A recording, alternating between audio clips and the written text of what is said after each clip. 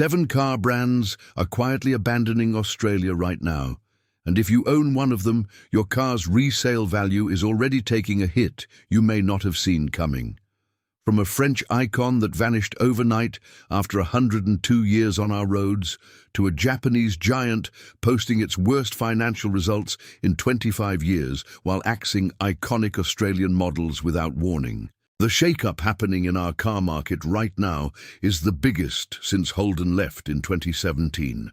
Stay with me to the very end, because after we expose every brand at risk, I'm going to show you exactly which cars will protect your investment and your sanity for the next decade. There is a very specific moment that changes everything when a car brand leaves Australia. It does not happen with a press conference or a dramatic announcement. It happens quietly, invisibly, in the background of the used car market. The brand stops advertising, the dealer network thins out, parts start taking longer to arrive. And then one Tuesday morning, you check your car's value on Redbook, and you watch a number you had been quietly confident about start to slide. You think, is this just a soft patch in the market? Or is something more serious happening? Something far more serious is happening. The Australian new car market is in the middle of the most profound structural upheaval in a generation. More than 60 brands are now competing for the attention of Australian buyers, more than almost any other country on earth. Chinese brands like BYD, Chery and GWM are surging, offering genuinely impressive technology at prices that traditional players simply cannot match. Simultaneously, Australia's new vehicle efficiency standard is placing enormous, unprecedented cost pressure on brands whose lineups are dominated by petrol-heavy SUVs and utes. Some brands have already absorbed that pressure and passed it on to you in the form of higher prices or reduced model ranges, but others simply cannot absorb it. The head of the Australian Automotive Dealer Association has warned publicly that more brands will leave Australia, and the question is no longer whether it will happen. The question is, which specific brand's badge is currently sitting in your driveway? Because when a brand exits Australia, the timeline is always the same. First, the new model pipeline dries up. Then the dealer network starts closing stores, parts availability tightens, warranty support becomes patchy, and every single owner who bought the last generation of that brand's cars quietly watches their resale value fall faster than the rest of the market. When Opel left Australia in 2013, the Astra retained only 30% of its original value, compared to 35% for a comparable Ford Focus. When Infiniti departed, the FX30D values collapsed ahead of schedule by an accelerated rate that normal depreciation alone cannot explain. This is the documented historical reality of what happens when a brand stops competing in your market. And right now, 7 brands are showing every single warning sign. Let us name them. Number 1, Citroën, the brand that already left without saying goodbye. This one is not a warning, it is a post-mortem. Citroën had been selling cars in Australia for 102 years. From the iconic 2CV to the hydropneumatic suspension of the DS, it was one of the most technically innovative and culturally significant brands in automotive history. In August 2024, distributor Inchcape Australia quietly announced it would close orders for all Citroën vehicles. By November 2024, Citroën was gone from Australian showrooms.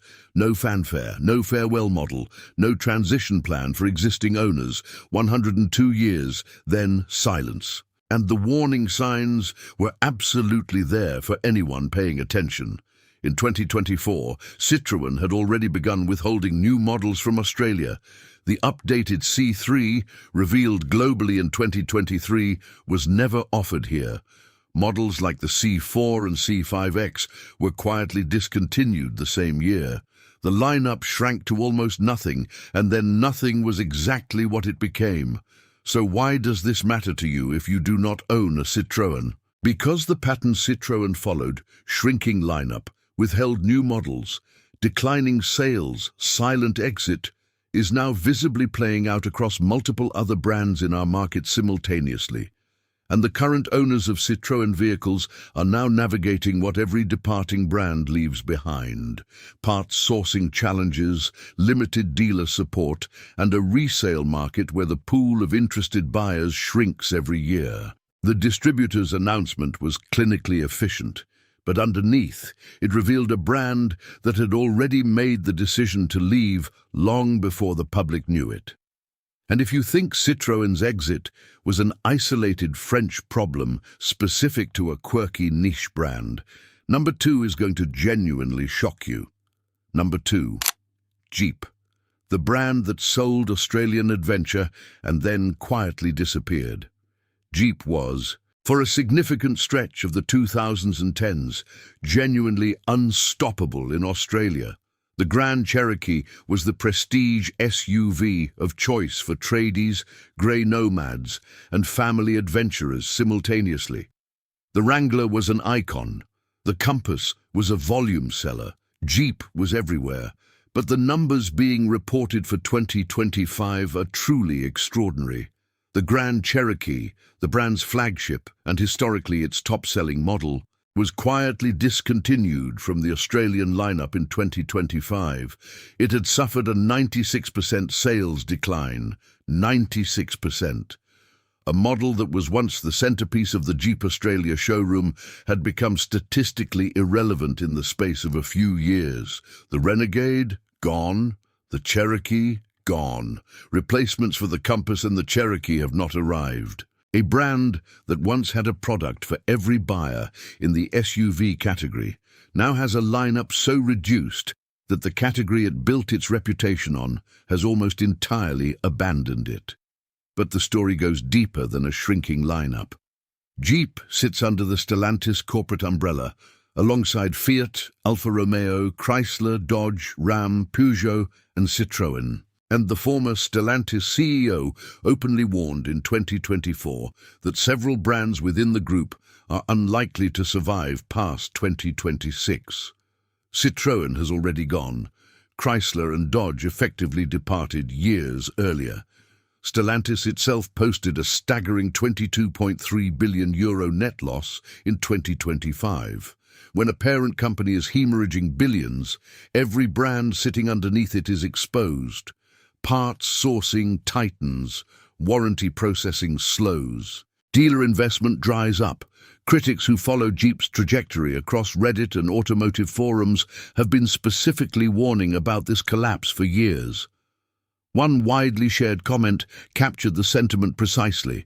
Thousands of grey nomads had their retirement lap of Australia financially ruined by Jeep's reliability issues and disappearing dealer support, long before the brand began formally shrinking its lineup. The open road marketing once promised, the capability to go anywhere and the reliability to come back, but the 96% sales decline and the discontinued Grand Cherokee tell you, a brand that is at its lowest point since 1997, whose parent company has already warned that not all its children will survive. And if you thought a brand pivoting to an electrified future was a sign of confident transformation, number 3 is the most alarming story on this entire list.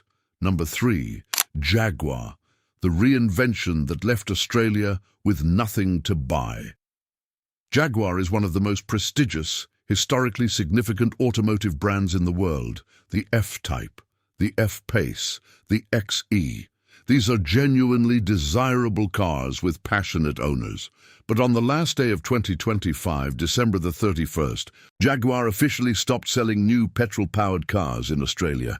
Every petrol model, the F-Pace, the E-Pace, the F-Type, ceased. The showrooms are physically empty. There is literally nothing new to buy from Jaguar in Australia right now. Why? Jaguar is executing a brand reinvention strategy, attempting to reposition itself as an ultra-luxury all-electric brand in the mold of Aston Martin and Rolls-Royce. The new electric Jaguar models are expected to arrive in Australia sometime in late 2026 at the earliest. The projected entry price? Around 200,000 Australian dollars. But the numbers from 2025 reveal something deeply concerning behind the strategy. Jaguar sold just 520 vehicles in all of Australia in 2025. That was the brand's worst annual sales result in 29 years. In an Australian car market selling well over 1 million vehicles a year, Jaguar managed 520. What does this actually mean for you if you currently own a Jaguar? It means you are now holding a vehicle from a brand that has no new products on sale in your country, no new showroom traffic, no fresh buyer interest generating demand for used stock, no dealer network expanding or investing, and an ownership experience that, for many months stretching potentially into years, will require you to source parts and warranty support from a brand in global strategic transition. The bold new rebranding promises a visionary reinvention, a completely new Jaguar built for a new era. But the 520 sales in 2025 and the empty showrooms reveal a brand with no product to sell in Australia today, and a question mark over whether the $200,000 electric vehicle it plans to arrive with will find enough buyers to sustain a healthy local network. Because the next brand proves that even beloved, trusted Japanese names are not immune to this crisis. Number 4, Mitsubishi. The massacre nobody saw coming.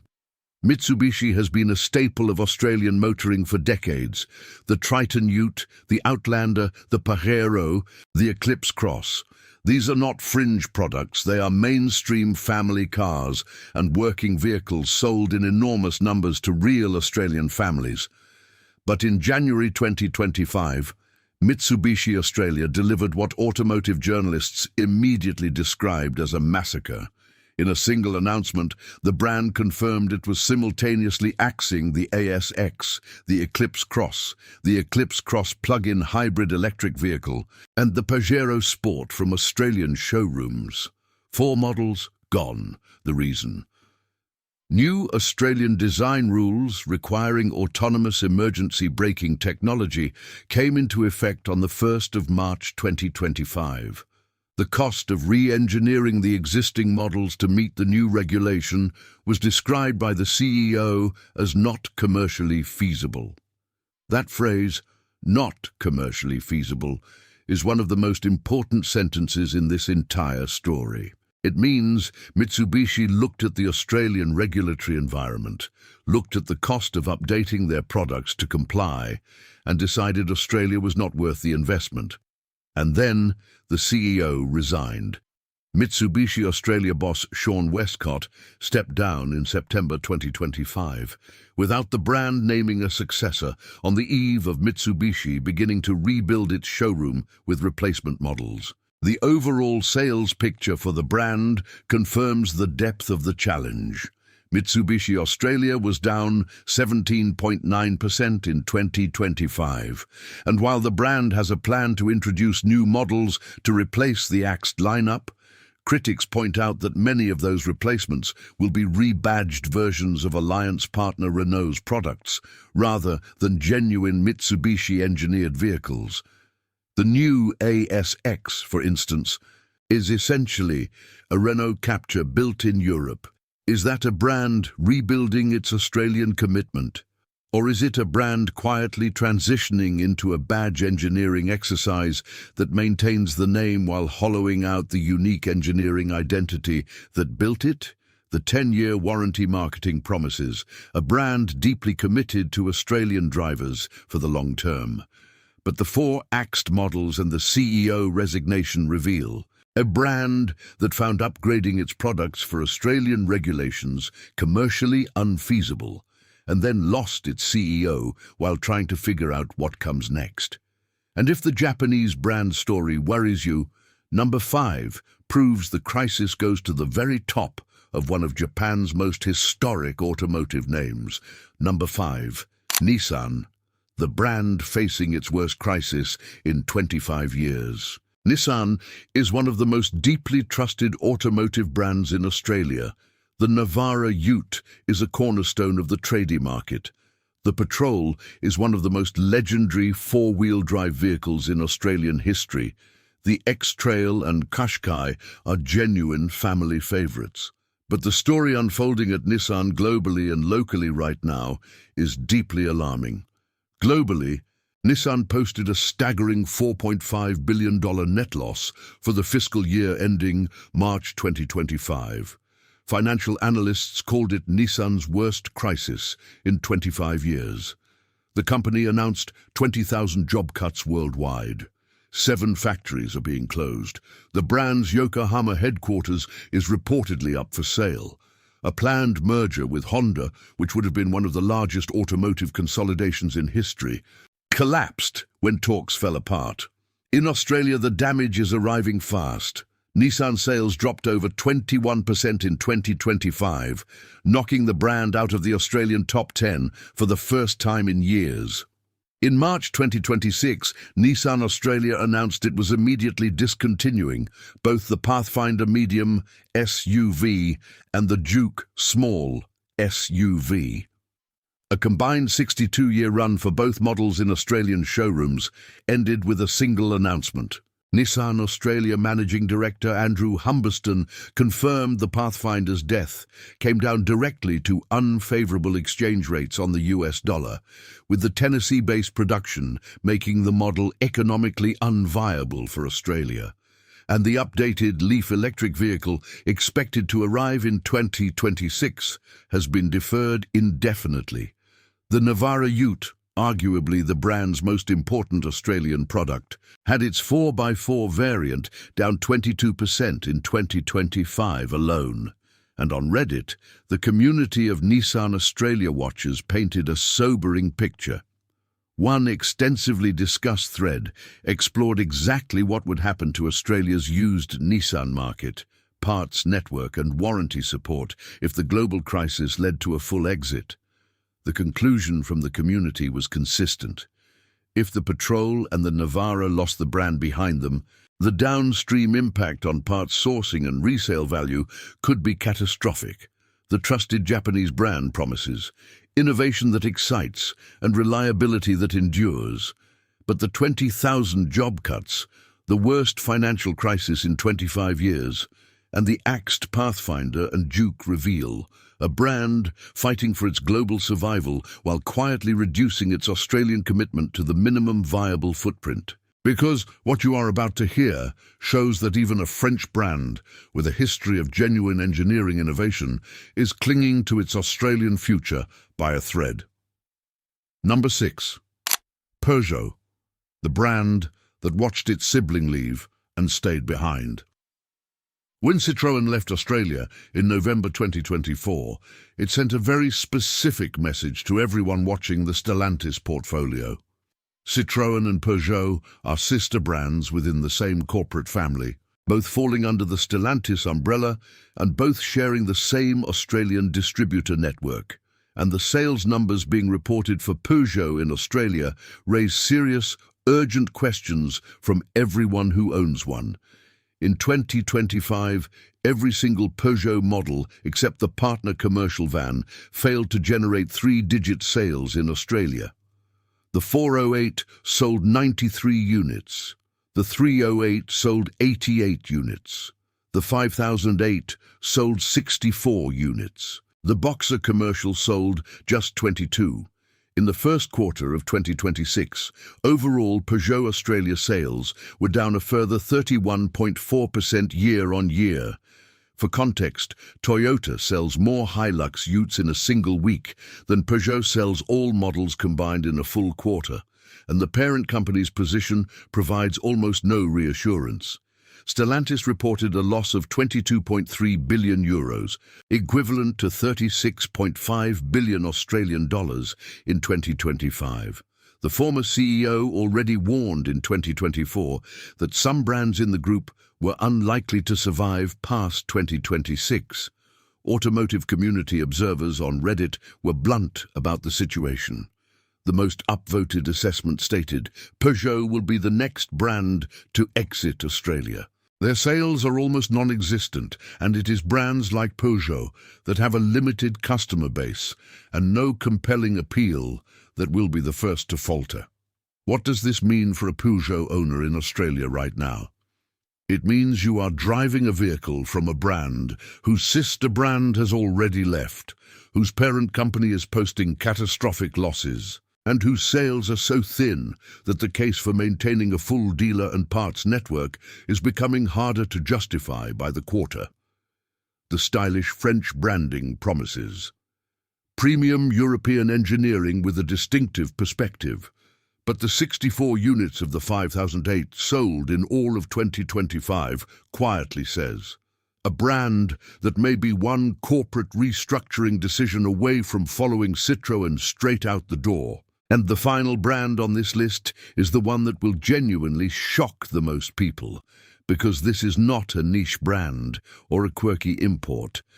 This is one of the most recognizable automotive names in the world.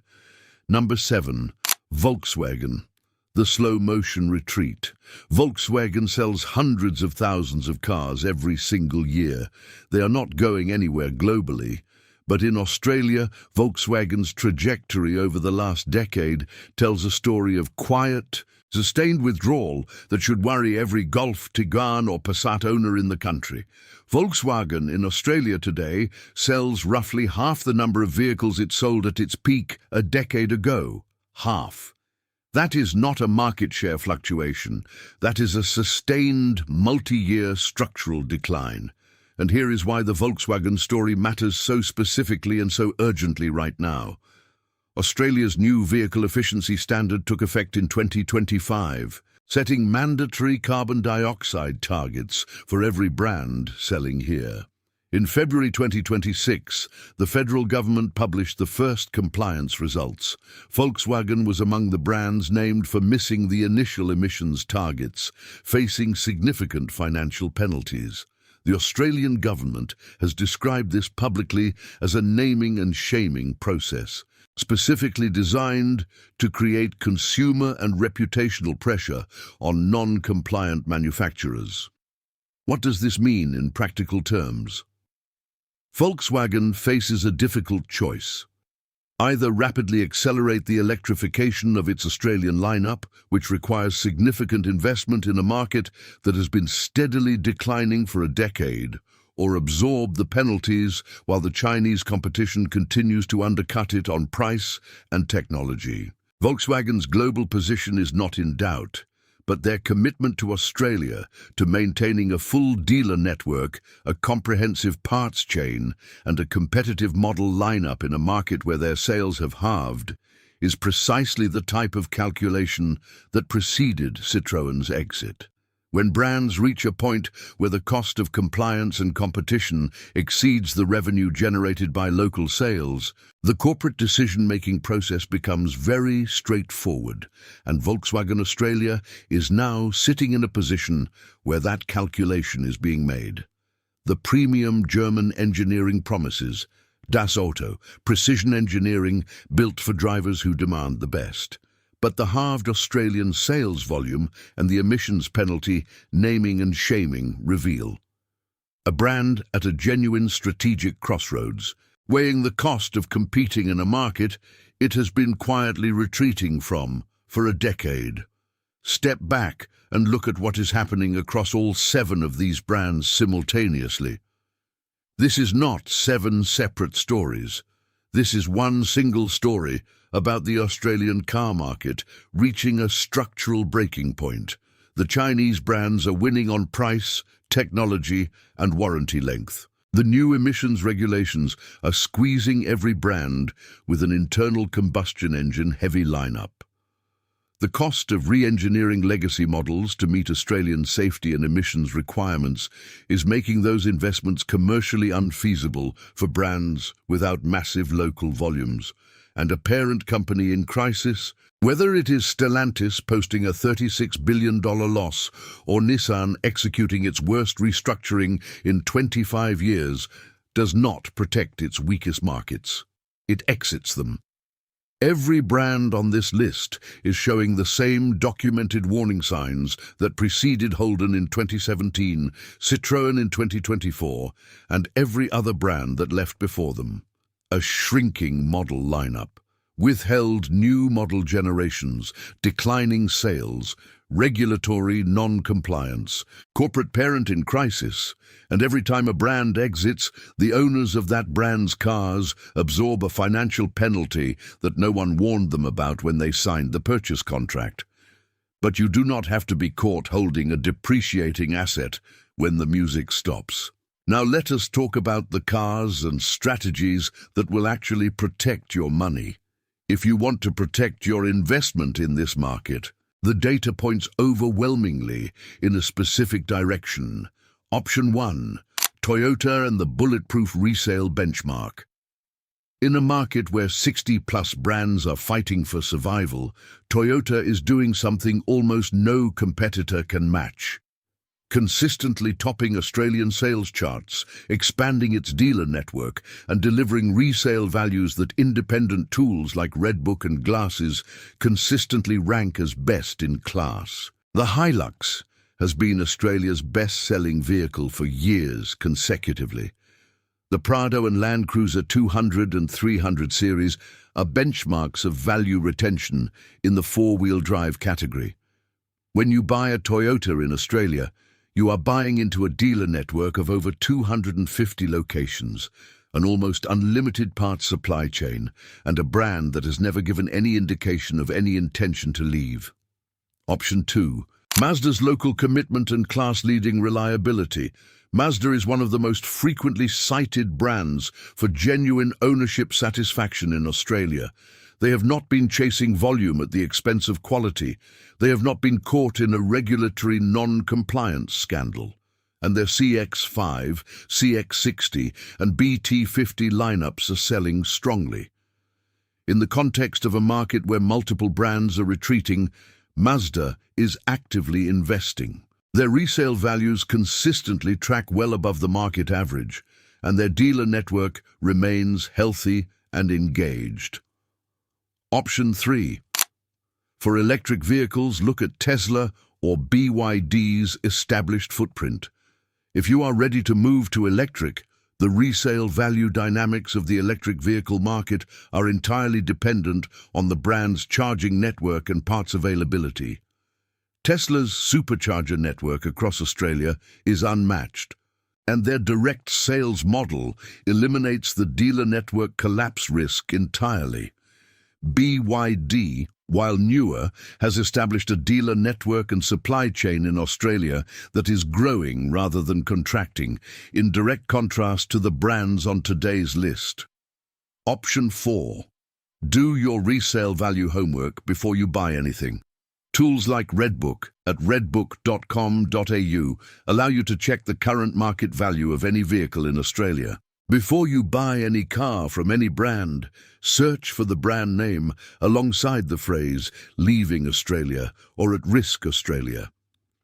If automotive journalists are actively debating whether the brand will survive the next 2 years in your market, you are considering buying a depreciating liability. Australia's automotive culture taught us that buying a well-known brand with a big advertising budget was a guarantee of safety. We assumed that because a brand had been here for decades, it would be here for decades more. We assumed the dealer network would be there when we needed it. We assumed the parts would always be available.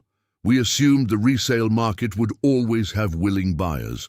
Holden proved those assumptions wrong in 2017. Citroën proved them wrong again in 2024.